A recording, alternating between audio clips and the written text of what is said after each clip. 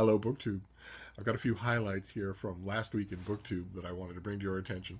The theme, if there was one, for last week in BookTube was the tome topple.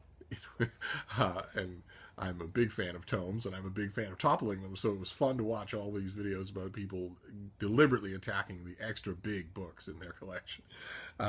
Jen Campbell noticed that it was halfway through the year and decided to get a jump on the inevitable year-end best books videos and lists by talking about some of her favorite books in 2016 so far, and it was utterly fascinating. And she also reached 20,000 subscribers, so congratulations to that as well. Well deserved. I also was curious to know if you all would like me to talk about my favorite books in 2016 so far. I do a year-end roundup to end all roundups on my intergalactically famous book blog, Steve Reads. But I'd be happy to do a smaller version of that here if it's of interest. Spanmade, the BookTube channel Spanmade, did a great searching review of Tomorrow When the War Began by John Marsden, an Australian classic that I haven't read in way too long. Her review actually made me want to read it again. Of course, the week was still full of response videos and update videos for the Hot and Sticky Summer Novel Writing Challenge from the guys at Stripcover Lit. Those videos are getting funnier and funnier because, as the guys point out, after the first blush of enthusiasm wears off, you hit the wall.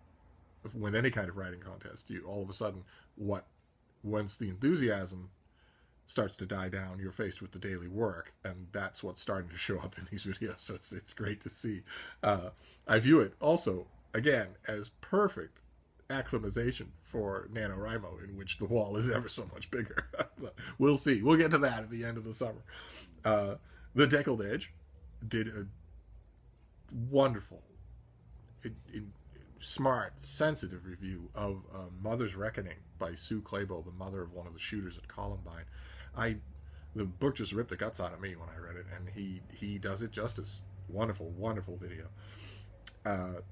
Beck at Beck's Books did a feature called After Hours, in which she holds up a glass of wine to have a sort of informal conversation. And the first thing I thought when I looked at the video was, how are you going to do that without spilling wine on yourself? And sure enough, later on in the video, she mentions, I just cut out a massive wine spill. I tell you, book people, can't take them anywhere. But in the video, she talks about how she's okay with DNFing books. And in order to put that in the right framework, she does the math. And sooner or later, all of us, all readers, have to do the math. How many books do you read in a given week? How many weeks do you expect to have left in your life? It's the ultimate psychological justification for DNFing books, and it's a fascinating process to go through on its own. It was fascinating to watch her do it. How do you estimate these things? And how many books do you think you have left in you? Arthur at Chapter Select did a 60-second review of Alex and Ada, a graphic novel about a guy who acquires an android, an artificial intelligence. And unlike most 60-second reviews, he actually puts a stopwatch on it in the bottom of the corner and counts down from 60 seconds.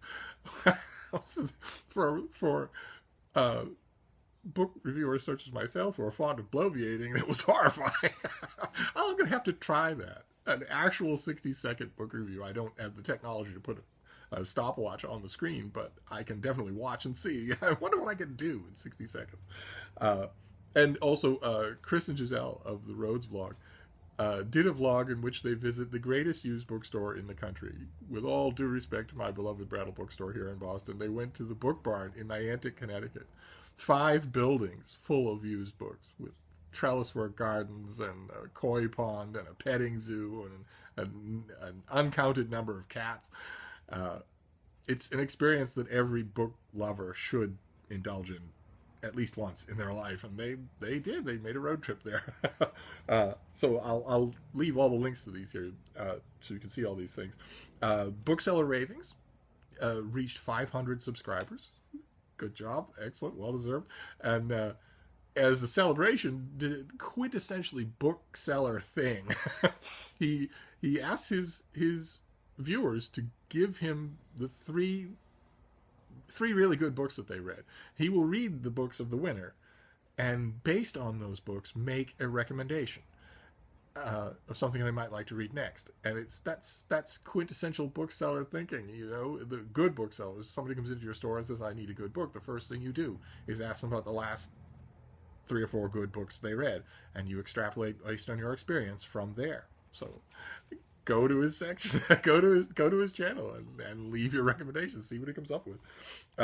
Jason Purcell did a book haul that was beautifully filmed and beautifully narrated and beautifully lit and tastefully done from beginning to end.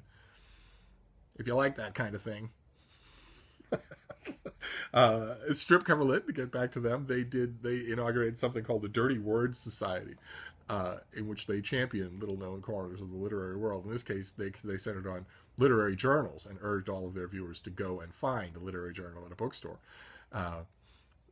I think their emphasis was on literary journals that publish fiction, but I thought I would take the opportunity to point out that I know of a certain online literary journal that's free. You don't have to go to a bookstore to get it. It doesn't publish fiction, but publishes a lot of good stuff anyway. It's called Open Letters Monthly.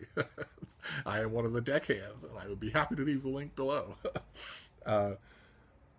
Let's see. Laura Rose Reviews did a video called Why Being a BookTuber is Hard.